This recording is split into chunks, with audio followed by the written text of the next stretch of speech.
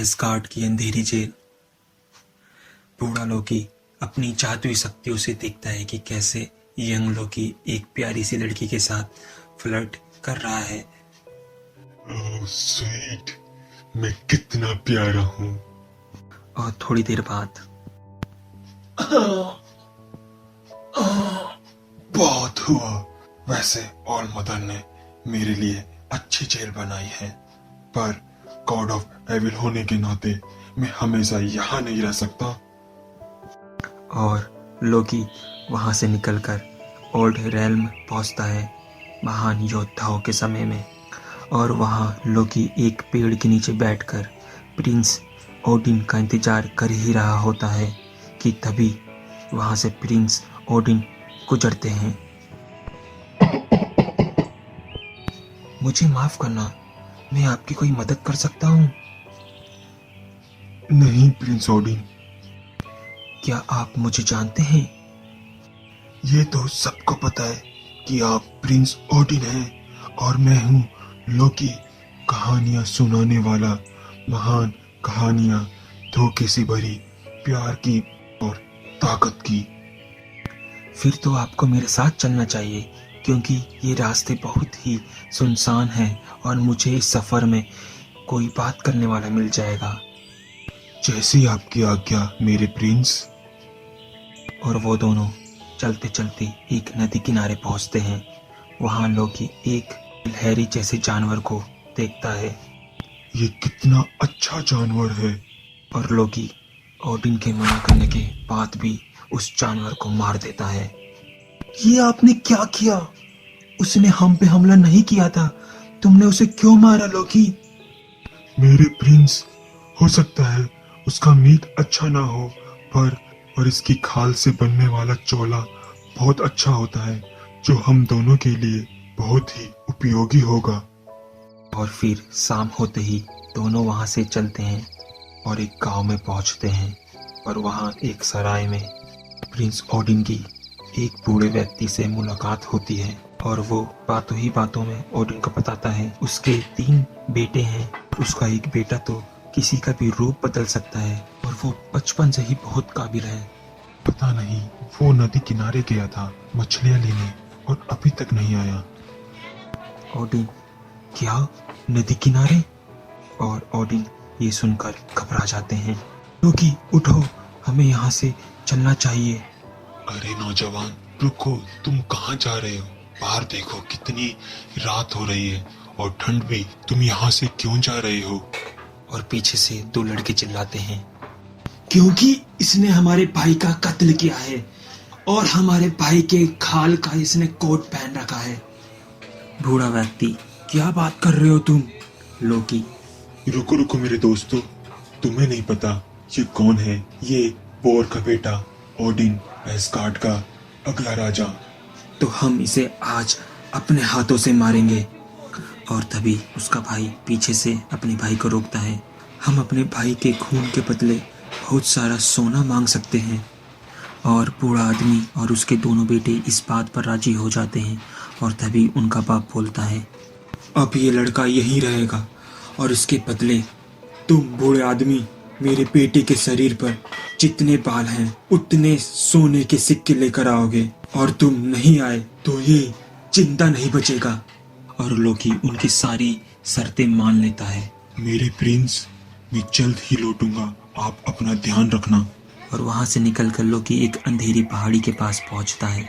उस पहाड़ी की नदी में एक जायंट फिश रहती है जिसका नाम अंडवरी होता है। और उसके पास बहुत सारा सोना है और वो अपना सोना किसी के साथ बांटना नहीं चाहती। जायंट फिश, कौन है वहाँ? मेरा नाम लोकी और मैं यहाँ तुम्हारा सोना लेने आया हूँ। क्या तुम्हारे पास चाल है नहीं। या कोई मैजिक स्पेल? नहीं। तो फिर तुम मुझे कैसे पकड़ोगे और मेरा सोना लोगे? और तभी लोकी अपने मैजिक बैग से एक बंदूक बाहर निकालता है और जायंट फिश को मार देता है। और वो जायंट फिश मरते मरते अपने सोने को शराब देती है और लोकी किसी की भी फिक्र किए बिना वो सारा सोना लेकर उस सराय में पहुंचता है। तुम्हें इतना सोना कहाँ से मिला? लोकी मैंने एक जायंट फिश को बजूका से मारा। लोकी और ओडिन वहां से सोना देकर निकल जाते हैं। लोकी, तुमने आज मुझे बचाया, मैं तुम्हारे इस कर्ज का आभारी रहूंगा। हो मेरे प्रिंस, ये मेरा फर्ज था, पर आपको कुछ करना ही है तो एक दिन आपको दूसरा लोकी मिलेगा, बस आपको उसे बचा लेना है। मेरे प्रिंस, क्या तुम मेरे लिए एक काम कर सकते हो? हाँ बिल्कुल, बस उसमें किसी का नुकसान ना हो। नहीं नहीं, ऐसा कुछ नहीं, बस एक बॉक्स बनाना है जिसमें 5 कीज लगती हों और जिसे कोई खोल ना पाए। पर तुम उसमें रखना क्या चाहते हो?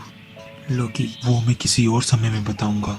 और पीछे सराय में तीनों बाप और बेटों के बीच बहस छिड़ जाती है और छोटा बेटा लालच में आकर अपने भाई और बाप पर हमला कर कर सारा सोना लेकर भाग जाता है। और वो सारा सोना लेकर एक अंधेरी गुफा में पहुंचता है और वो जैसे ही उस श्रापित सोने को छूता है, मेरा सोना, मैं तुझे छोड़ के कहीं नहीं जाऊंगा।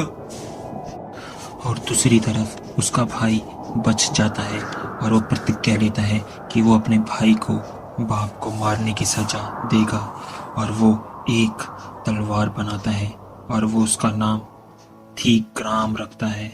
और दूसरी तरफ जैसे ही उसका भाई उस श्रापित सोने को छूता है और वो एक ड्रैगन में बदल जाता है।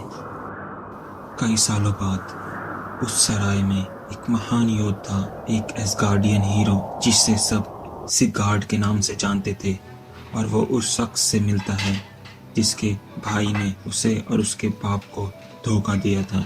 क्या तुम एक हीरो हो? मुझे शांति से पीने दो। शांति?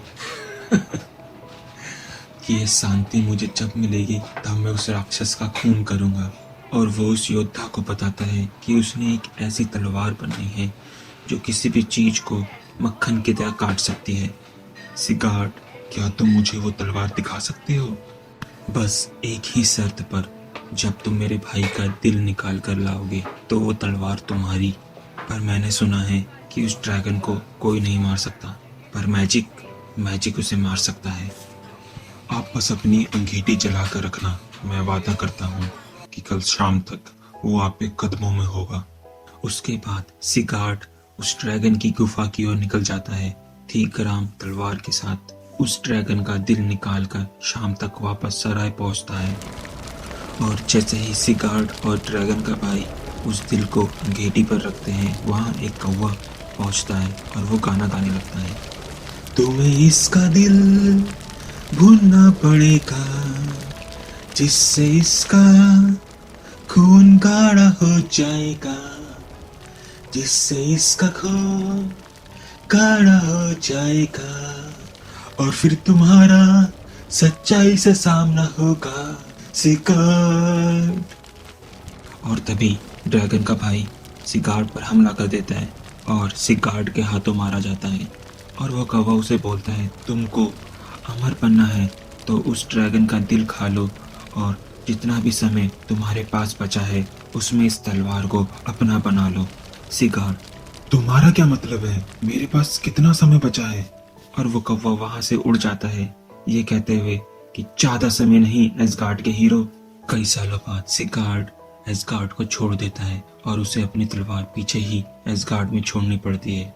और उसके कई साल बाद एसगार्ड का राजा बोर की मौत हो जाती है। और जैसे ही ओडिन एसगार्ड का नया राजा बनता है, सिगार्ड की तलवार को एक बक्से से बाहर निकालता है और तभी लोकी खिड़की तोड़कर कमरे में घुस जाता है। मेरे प्रिंस, आपको अपना वादा तो याद है? और वो तलवार मेरी है जो जादू और समय से परे है, जो मेरे अस्तित्व को बनाती है। और याद करो वो बक्सा जो आपने बनाया था मेरे लिए। ओडी, हम इस हीरो ब्लेड को उस बक्से में डालकर बंद कर देंगे जैसे हमने तुम्हें वादा किया था। पर तुम ऐसा क्यों कर रहे हो? आपको जल्द ही पता चल जाएगा। आज का समय रेडक्स की पहाड़ियाँ। सिगार्ड पहाड़ियाँ चढ़कर हीरो ब्लेड की गुफा तक पहुंचता है। लगता है यहाँ पहले ही कोई आ गया है, पर उसे कैसे पता चला जब मुझे इतना समय लगा यहाँ तक पहुँचने में। ओह नहीं, लोकी ने मेरी तलवार चुरा ली, पर कोई परेशानी नहीं, अब मैं दोबारा चुरा लूंगा।